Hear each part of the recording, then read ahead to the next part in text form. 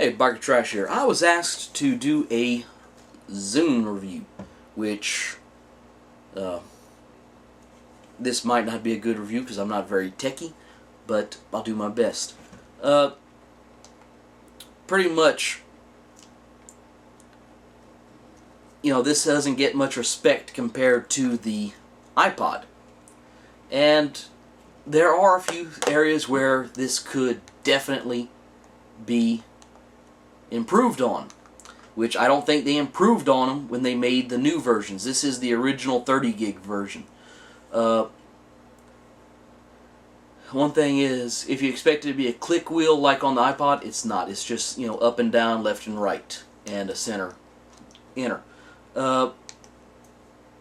It does real good. I mean,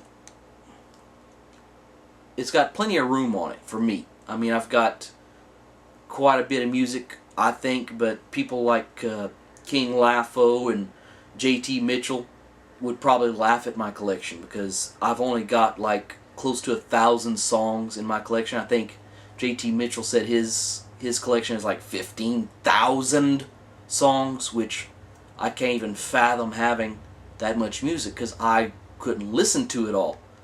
But sound quality is pretty good on it. I'm trying to remember how to do this in reverse. But you go down, and the next one down is videos, and the only thing I've got on it right now is the sample stuff from upside down. The sample stuff from Microsoft whenever you get Windows Vista, and it actually does pretty good. I had more on it whenever it was connected to my desktop. And also the picture viewer, which you can play slideshows on here. Wait, if I don't, so it'll play different stuff. There's my dually. And you can also have it do random. It's just going in order right there. They've got the social, which I don't know what that's all about. I mean, I don't mess with it.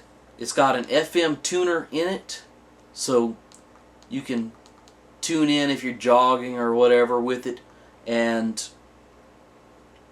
I haven't actually used the tuner that much, so I don't know how effective it is. But anyway, let's see what else they got I can show you. The marketplace, which I don't mess with. Games, which I don't mess with. And the settings, which I've messed with only a little.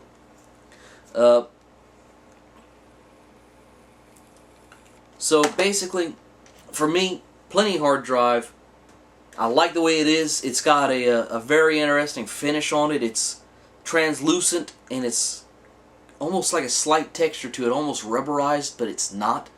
And it doesn't show fingerprints. Somebody was saying that, the iPod Touch is the best thing ever. And yeah, it's great. If I just don't want to have something that I'm playing with and putting fingerprints and smudges all over the screen. Absolutely necessary, no doubt about it. You have to get a case to go with it. This is actually an aftermarket case. It's all aluminum. It's got a good little strong lens protector on it, and it fits in very well. Not all headphones will work with this case though. They have to be a fairly small plug to be able to fit inside this circle. Although I'm sure you could enlarge the circle if you were industrious enough. Get that out of the way for right now. One little trick I'm going to show you, just to save a little bit of battery, is if you turn it off with the play pause button, all you do is put it to sleep. It's still using some juice. It will turn itself off completely after I think it's 24 hours, but the battery life on this sucks so much. I mean, listening to music off of the the internal hard drive.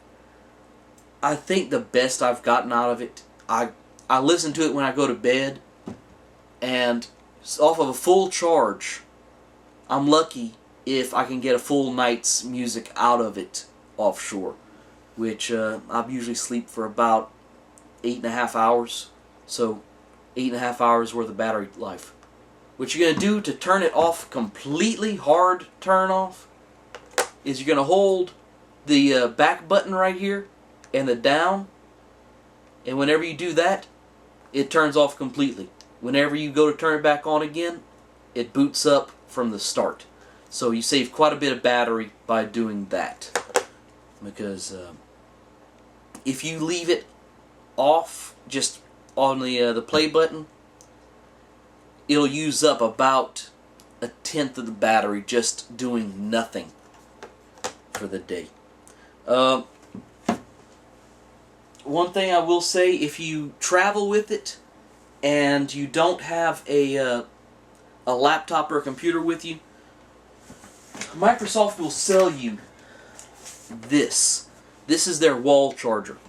You still need to have your sync cable with this, which to me is, why not just make a charger with a cord that goes to it? If you have a wall charger, it's obvious you do not have your computer with you. So why make you carry around the sync cable?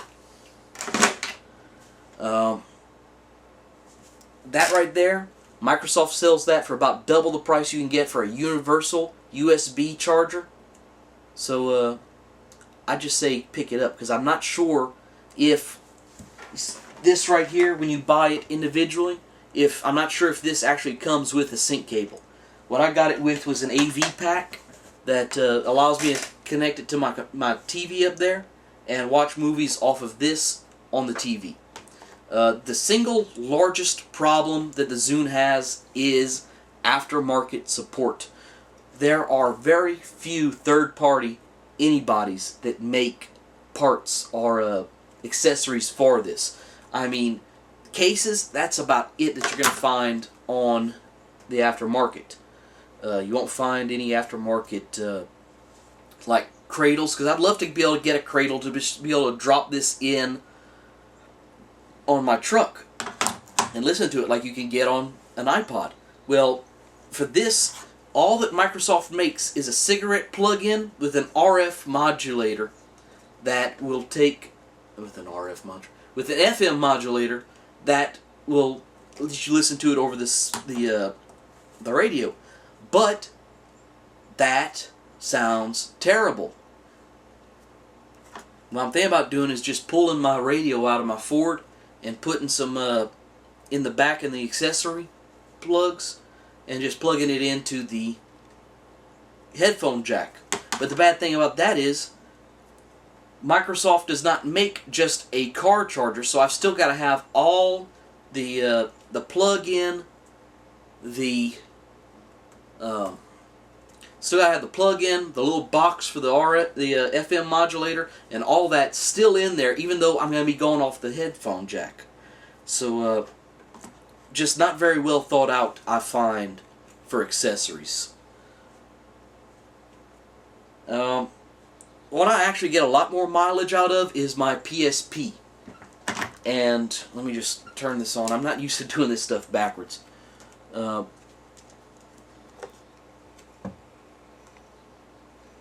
battery life on this is a lot better. Like if I go to sleep listening to music on this, I don't have to wonder if it'll still be playing when I wake up. It's got, this is the original with the standard battery, and it'll play music for about 20 hours if I'm not mistaken. It's been a while since I just let it play, but it's you got your picture viewer on here, which let me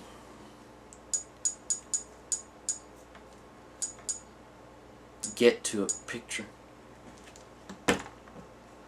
What's nice about this is, compared to the Zune you can zoom in to one standard zoom. This right here you can dynamically zoom if you're looking at something that you want to look at from if it's in landscaping you'd rather see in portrait view, you can switch it around.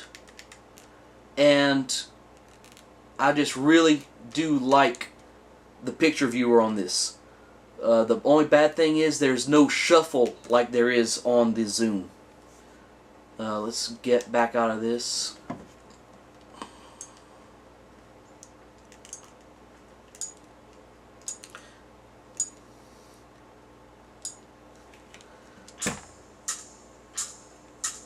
Yep. This is only for demonstration purposes. This is not copyright infringement. Trust me.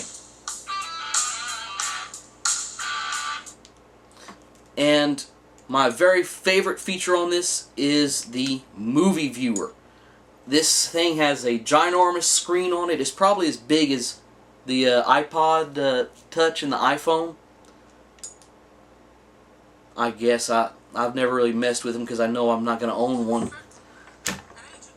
But anyway, got Boondock Saints playing there, and it does very good. It's got very decent speakers for the size of it, and I just, I love my PSP. They have the newer PSPs out, but they didn't really improve anything on them, so I'm not worried about that. I would like to try and downgrade this to version 1.5, is it, so that I could play Nintendo games and stuff on it, but I don't want to turn it into a brick. So anyway, y'all have a great day, and I hope y'all have a good one and that this review helped y'all some.